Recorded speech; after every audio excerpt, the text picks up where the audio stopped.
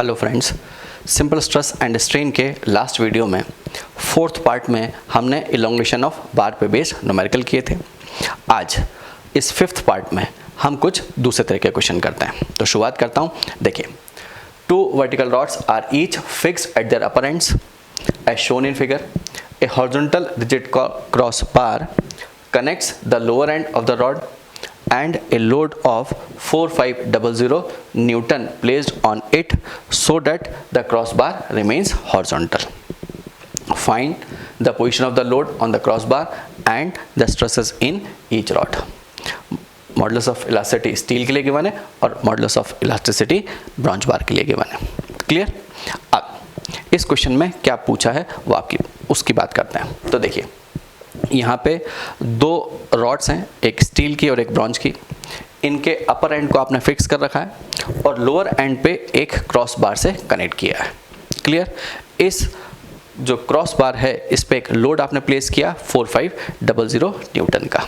आपसे पूछा है कि ये लोड कहाँ प्लेस करूँ कि ये जो क्रॉस बार है ये हॉरिजॉन्टल रहे, और साथ साथ आपको stresses in bronze and stresses in steel पूछा है। क्लियर? तो चलिए शुरुआत करते हैं। सबसे पहले तो मैं स्ट्रेस कैलकुलेट करता हूँ, तो उसको एज्यूम कर लेते हैं। Let stresses in steel and bronze bars are sigma S and sigma B, ये हमने एज्यूम कर लिया। क्लियर? अब जब मुझे 2 अननोन कैलकुलेट करना है तो फिर 2 इक्वेशंस चाहिए। तो वो 2 इक्वेशंस कौन सी होंगी उसकी बात करते हैं।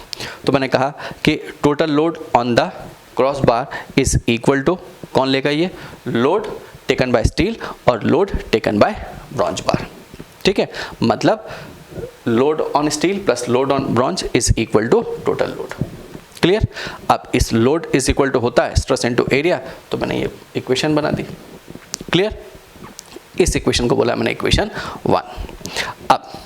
अब मुझे पता है कि क्रॉस बार हॉरिजॉन्टल रहे उसके लिए इसके अंदर इलोंगेशन और इस बार के अंदर इलोंगेशन सेम होना चाहिए, और इलोंगेशन सेम हो तो फिर क्या होता है, देखिए स्ट्रेन का फॉर्मूला होता है change in length bye original length. अब अगर दोनों बार की लेंथ सेम है, यहाँ पे दोनों बार की लेंथ 3 मीटर गिवन है, तो फिर मैं चेंज इन लेंथ की जगह स्ट्रेन इक्वल बोल सकता हूँ, क्योंकि देखिए स्ट्रेन इज इक्वल टू होता है change in length bye original length.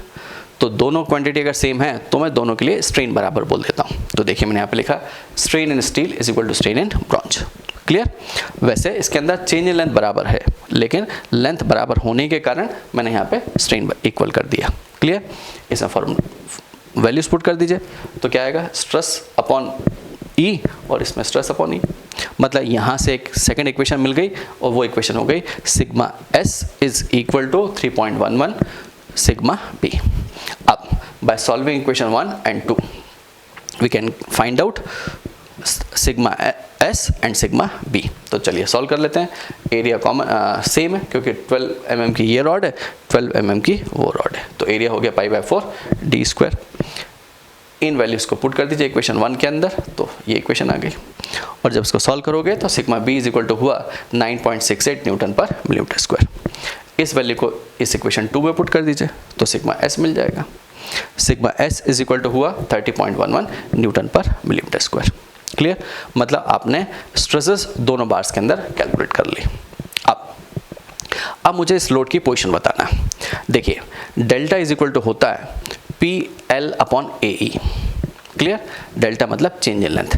Change in length is equal to हुआ P L upon A E, मतलब change in length is inversely proportional to E. ठीक है? तो जिस मटेरियल के लिए या जिस मेटल के लिए ई की वैल्यू ज़्यादा होगी उसके अंदर डेल्टा चेंज इन लेंथ कम होगा। मतलब ये हुआ, देखिए यहाँ पे स्टील के लिए ई की वैल्यू ज़्यादा है, किससे, ब्रॉन्ज बार से, तो फिर इसके अंदर इलोंगेशन कम होगा, इसके अंदर इलोंगेशन ज़्यादा होगा। मतलब अगर आपने लोड सेंटर पे प्लेस किया तो बार कुछ इस तरह से टिल्ट हो जाएगी। क्यों? क्योंकि इसके अंदर इलोंगेशन कम होगा, इसके अंदर ज़्यादा होगा। ठीक है? आपको क्वेश्चन में क्या बोला है कि the cross bar remains horizontal. तो क्रॉस बार हॉरिजॉन्टल रहे इसके लिए लोड की पोजीशन बताना है। क्लियर? अब तो हम क्या करते हैं, इसके इक्विलिब्रियम की बात करते हैं। तो देखिए मैंने यहाँ पे लिखा consider the equilibrium of the horizontal cross bar. ठीक, अब इस पे ये लोड प्लेस कर दिया और मैंने एज्यूम कर लिया कि ये लोड स्टील बार से x डिस्टेंस पे लग रहा है, ठीक है, x डिस्टेंस पे लगा दिया। अब इस स्टील बार के अबाउट मोमेंट ले लीजिए, मुझे डिस्टेंस कैलकुलेट करना है, मतलब मोमेंट की इक्वेशन यूज़ कर लेते हैं। तो चलिए, taking moment of the forces about steel bar, तो क्या आएगा, sigma m is equal to 0। Clockwise moments को पॉजिटिव ले लेना और एंटी क्लॉकवाइज मोमेंट्स को नेगेटिव ले लेना। तो देखिए ये क्या करेगा क्लॉकवाइज, तो 4500 न्यूटन इंटू एक्स, और सिग्मा बी क्या कर रहा है, एंटी क्लॉकवाइज। तो सिग्मा बी तो स्ट्रेस है, उसमें एरिया से मल्टीप्लाई करिए तब वो फोर्स बनेगा। तो मैंने क्या बोला, sigma B into A B, ये फोर्स हुआ, और इसकी डिस्टेंस कितनी है 600, तो 600 न्यूटन से मल्टीप्लाई कर दिया। तो जब इसको सॉल्व किया तो x की जो वैल्यू आई वो आ गई 146 मिलीमीटर। इसका मतलब है कि ये जो लोड है ये कहाँ प्लेस करोगे, ये स्टील के पास में प्लेस करेंगे। मुझे वैसे भी पता था कि लोड जो है वो सेंटर पे प्लेस नहीं करना, क्योंकि सेंटर पे करोगे तो इसके अंदर एलोंगेशन कम होगा, इसके अंदर ज़्यादा, मतलब रॉड टिल्ट हो जाएगी। तो लोड को कहाँ प्लेस करना चाहिए था, स्टील, टुवर्ड्स स्टील। तो फिर यहाँ पे लोड कहाँ प्लेस होगा, स्टील बार से 146 मिलीमीटर डिस्टेंस पे। क्लियर। चलिए एक क्वेश्चन और करते हैं। यहाँ पे देखिए, 2 copper rods and a steel rod together supported a rigid uniform beam weight P as shown in figure. The stresses in copper and steel are not to exceed 60 Newton per millimeter square and 120 Newton per millimeter square respectively. Find the magnitude of load P that can be safely supported and take ES by EC is equal to 2. Clear? इस question में आपको P की value calculate करनी है, ठीक। यहाँ पे 3 rod given है कि 2 कॉपर रॉड और 1 स्टील रॉड, ये तीनों रॉड मिलके एक यूनिफॉर्म बीम को सपोर्ट करती हैं, और उस बीम का जो लोड है P वो मुझे कैलकुलेट करना है कि ये तीनों रॉड मिलके मैक्सिमम कितना लोड P सपोर्ट कर सकती हैं, ठीक है। तो चलिए शुरुआत करते हैं इस क्वेश्चन की। फर्स्ट कंडीशन तो यही बना लेते हैं हम, क्या कि load supported by copper rod plus load supported by steel rod is equal to P। तो मैंने ये इक्वेशन लिखी कि 2PC plus PS is equal to P। ये 2 इसलिए लिखा क्योंकि 2 कॉपर रॉड है। क्लियर। अब यहाँ पे हम एज्यूम कर लेते हैं कि स्टील के अंदर जो स्ट्रेस की वैल्यू है वो सिग्मा S, और कॉपर के अंदर जो स्ट्रेस की वैल्यू है वो सिग्मा C है। मैंने ये एज्यूम कर लिया। अब इन वैल्यूज़ को अगर मैं पुट कर दूँ तो ये इक्वेशन मिल गई, दिस इक्वेशन 1। अब इस इक्वेशन को देख के तो मुझे ये लगता है कि हमें पास चारों वैल्यूज तो हैं। देखिए, स्टील की और कॉपर की और स्टील की मैक्सिमम परमिसिबल स्ट्रेस गिवन है और एरिया भी गिवन, तो P मिल जाएगा। लेकिन ये ध्यान रखिएगा कि यहाँ पे अगर आपने डायरेक्टली परमिसिबल वैल्यूज पुट कर दी तो जो आंसर मिलेगा वो गलत हो जाएगा, ठीक है। वो maximum permissible value taken by ये रॉड्स नहीं होगा, वो गलत होगा। क्यों गलत होगा वो आपको बताता हूँ। देखिए, ये ज़रूरी नहीं है कि कॉपर अगर मैक्सिमम परमिसिबल वैल्यू ले रहा है स्ट्रेस की तो उस टाइम पे स्टील के अंदर उसकी मैक्सिमम अलाउएबल स्ट्रेस हो, ये ज़रूरी नहीं है। क्लियर। तो अब एक कंडीशन से हम इसको चेक करते हैं कि स्टील के अंदर मैक्सिमम स्ट्रेस कितनी होगी जब कॉपर के अंदर मैक्सिमम स्ट्रेस की वैल्यू 60 न्यूटन पर मिलीमीटर स्क्वायर है, ठीक है। तो देखिए एक कंडीशन लिखते हैं, क्या कि ये अगर बॉडी इक्विलिब्रियम में रहे, मतलब बीम अपनी पोजीशन में रहे, उसके लिए कॉपर के अंदर कॉन्ट्रैक्शन और स्टील के अंदर कॉन्ट्रैक्शन सेम अमाउंट का होना चाहिए। तो मैंने वो कंडीशन लिखी, decrease in length of copper is equal to decrease in length of steel which is equal to delta, ठीक है। अब लास्ट क्वेश्चन में मैंने आपसे कहा था कि दोनों के अंदर अगर चेंज इन लेंथ सेम है तो मैंने स्ट्रेन सेम बोल दिया था। वो इसलिए बोला था क्योंकि दोनों बार्स की लेंथ सेम थी, लेकिन यहाँ पे स्टील बार की लेंथ 250 है और कॉपर की 150 है। तो लेंथ अलग अलग होने के कारण पहले हमें यहाँ पे स्ट्रेन के बीच में रिलेशन ढूंढना होगी, ठीक है। तो स्ट्रेन के बीच में रिलेशन क्या आएगी, स्ट्रेन इज इक्वल टू होता है change in length bye original length. तो ये एप्सिलॉन C इसके लिए कॉपर के लिए लिख लिया और ये स्टील के लिए लिख लिया, ठीक है। और इनको डिवाइड कर दीजिए तो मुझे strain in steel upon strain in copper is equal to 0.6 ये मिल गया। मतलब स्ट्रेन के बीच में एक रिलेशन मिल गई, और जब स्ट्रेन के बीच में रिलेशन मिल गई तो हम जानते हैं कि stress is equal to strain into E होता है। ये इक्वेशन लिख दी। तो तो फिर स्ट्रेस के बीच में रिलेशन मिल गई। तो sigma S upon sigma C is equal to मिला आपको 1.2, ठीक है, क्योंकि देखिए इन दोनों का रेशो 0.6 है और ES बाई EC का रेशो 2 है, तो 1.2 आ गया। क्लियर? अब मुझे ये पता चल गया कि sigma S is equal to 1.2 times sigma C है। अब अगर सिग्मा सी की वैल्यू 60 न्यूटन पर मीटर स्क्वायर में कंसीडर करता हूँ तो स्टील के अंदर मैक्सिमम वैल्यू कितनी पॉसिबल है, तो मैंने लिखा 1.2 इंटू 60 मतलब 72 न्यूटन पर मिलीमीटर स्क्वायर। देखिए स्टील की मैक्सिमम परमिसिबल जो लिमिट थी वो थी 120 न्यूटन पर मिलीमीटर स्क्वायर, लेकिन स्टील कितनी स्ट्रेस दे सकता है अभी, वो कितनी दे सकता है 72 न्यूटन पर मिलीमीटर स्क्वायर। क्लियर? तो अब हम इस इक्वेशन में मतलब इस इक्वेशन 1 में जो वैल्यूज पुट करेंगे सिग्मा सी और सिग्मा एस की, वो कौन सी वैल्यूज पुट करेंगे, ये वैल्यूज पुट करेंगे, ये वाली स्टील के लिए और ये कॉपर के लिए, तब सही आंसर मिलेगा। तो मैंने वैल्यूज को पुट किया और आंसर आ गया ये। क्लियर? बस यहाँ पे 2 है तो मैंने बताया आपको कि 2 कॉपर रॉड है इसलिए 2 लिया।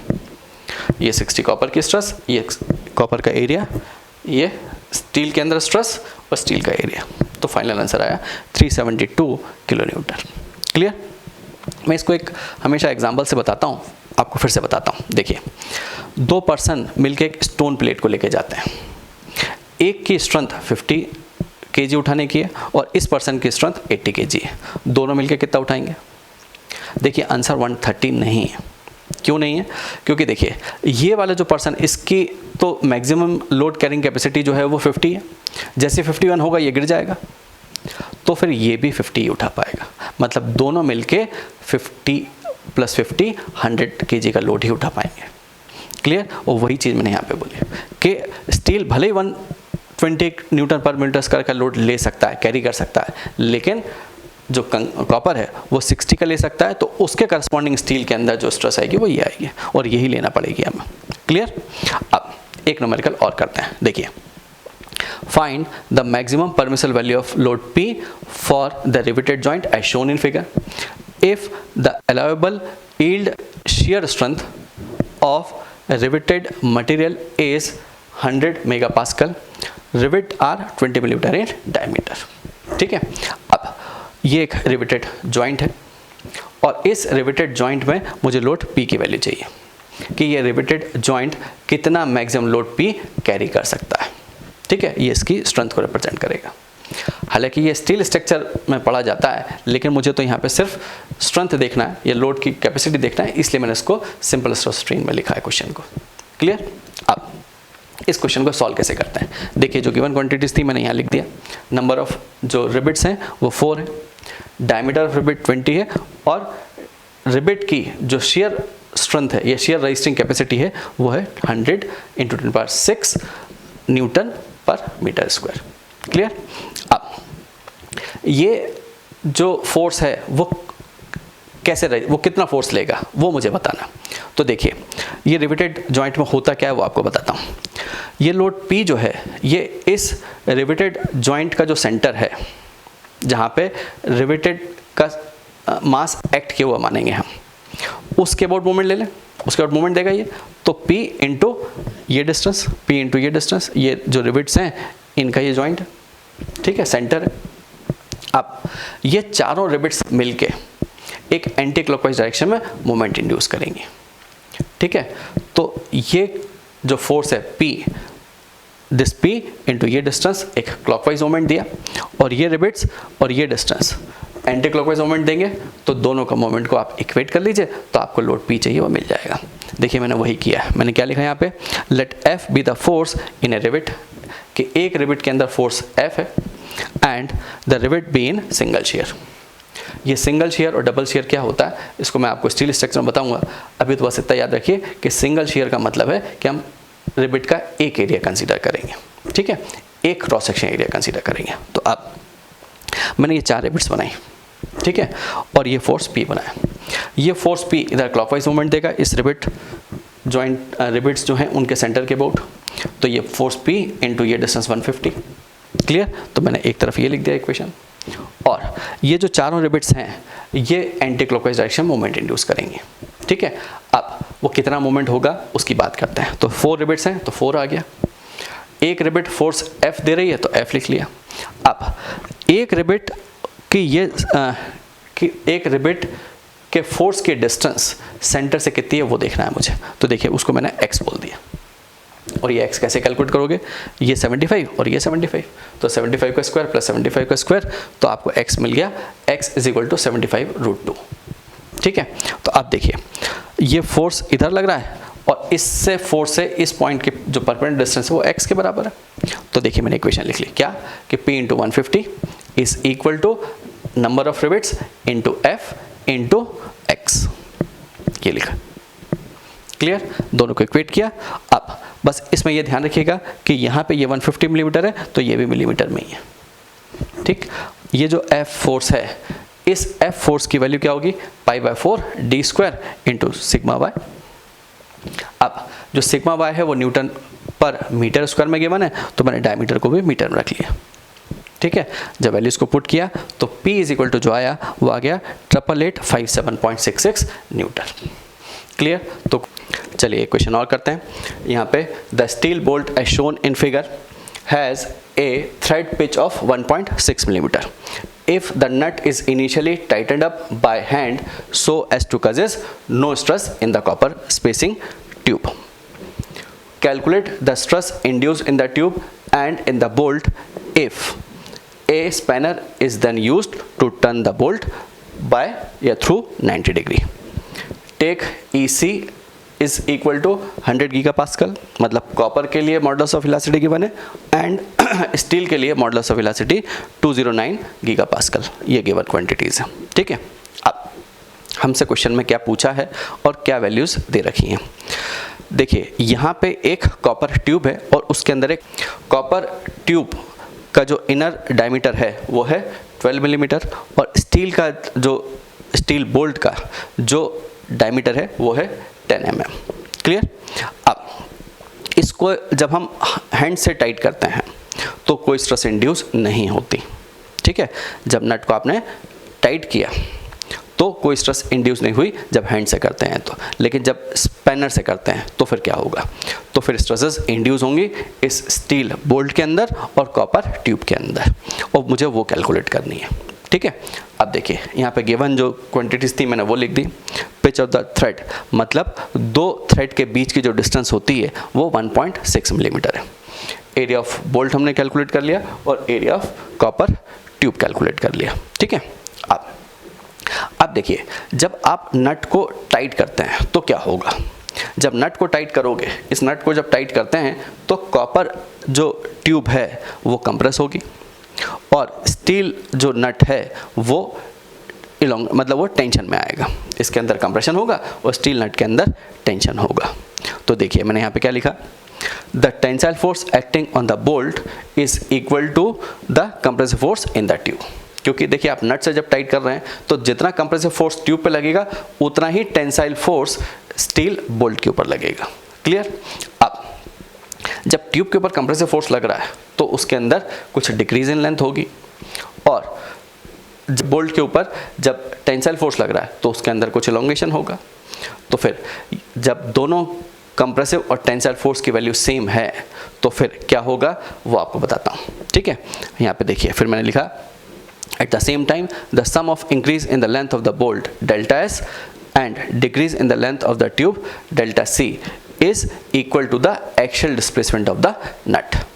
कि जो axial displacement होगा नट में वो कितना होगा, वो स्टील के अंदर जो टेंसाइल फोर्स के कारण इंक्रीज हुआ वो प्लस जो कॉपर ट्यूब के अंदर कंप्रेसिव फोर्स के कारण डिक्रीज हुआ, वो दोनों का समीशन जो है वो नट की लेंथ जो है या नट में जो इंक्रीज इन लेंथ होगा उसके बराबर होगा। क्लियर, तो चलिए अब ये वैल्यू होगी कितनी, तो क्वेश्चन में गिवन है कि आपने उसको 90 डिग्री से रोटेट किया है। तो देखिए जब आप 360 से रोटेट करते हैं तो एक पिच मूव कर जाता है, मतलब 1.6 मिलीमीटर कर जाता है, लेकिन यहाँ पे क्या बोल रहा है वो 90 डिग्री मतलब 1/4 रोटेट किया है नट को। तो फिर जो पिच मूव करेगा या जो नट में जो इलोंगेशन होगा वो कितना होगा, 1.6 बाय 1/4 मतलब 0.4 मिलीमीटर। ठीक है, एक पिच 1.6 का है तो 1/4 कर लीजिए तो 0.4 मिलीमीटर आ गया। क्लियर, अब हमें इलोंगेशन का फॉर्मूला मालूम है कि PL/A ही होता है इलोंगेशन किसी भी कंप्रेसिव फोर्स या टेंसाइल फोर्स के कारण। अब दोनों फोर्सेस मतलब ट्यूब के ऊपर जो कंप्रेसिव फोर्स लग रहा है वो और बोल्ट के ऊपर जो टेंसाइल फोर्स लग रहा है, इन दोनों फोर्सेस के कारण जो इलोंगेशन या कॉन्ट्रैक्शन आ रहा है उसको ऐड कर देता हूँ। तो मैंने यहाँ पे लिखा, ठीक है, ये PL कॉमन निकाल दिया क्योंकि लेंथ दोनों के सेम है और दोनों पे फोर्स भी सेम लग रहा है, सिर्फ AS मतलब एरिया ऑफ स्टील और ES ये अलग होगा किससे, AC और EC से। इसमें वैल्यूज पुट कर दीजिए, तो मैंने वैल्यूज पुट कर दी, ठीक है। बस यहाँ पे ये ध्यान रखना है कि where P is the force which is tensile और कंप्रेसिव, ठीक है। मैंने P को इसलिए बाहर निकाल दिया क्योंकि वो इक्वल कि जितना कंप्रेसिव फोर्स कॉपर ट्यूब पे है उतना ही टेंसाइल फोर्स स्टील बोल्ट के ऊपर है, ठीक है। तो इसलिए मैंने कॉमन निकाल दिया और उसकी वैल्यू और उसी की वैल्यू कैलकुलेट करना है। तो मैंने वैल्यूज पुट की और उसको 0.4 से इक्वेट कर दिया क्योंकि ये डेल्टा अपन ऑलरेडी निकाल चुके हैं। तो यहाँ से जो P की वैल्यू आई वो आ गई 30395.14 न्यूटन। अब आपको बोल्ट के अंदर स्ट्रेस चाहिए और कॉपर ट्यूब के अंदर चाहिए, बस एरिया से डिवाइड कर दीजिए। तो stresses in bolt sigma S is equal to ये आ गया 387 न्यूटन पर मिलीमीटर स्क्वायर और stresses in copper tube sigma C is equal to आ गया 215 न्यूटन पर मिलीमीटर स्क्वायर। क्लियर? तो स्ट्रेस एंड स्ट्रेन पे बेस्ड न्यूमेरिकल किस तरह से किए जाते हैं मैंने आज उसको डिस्कस किया।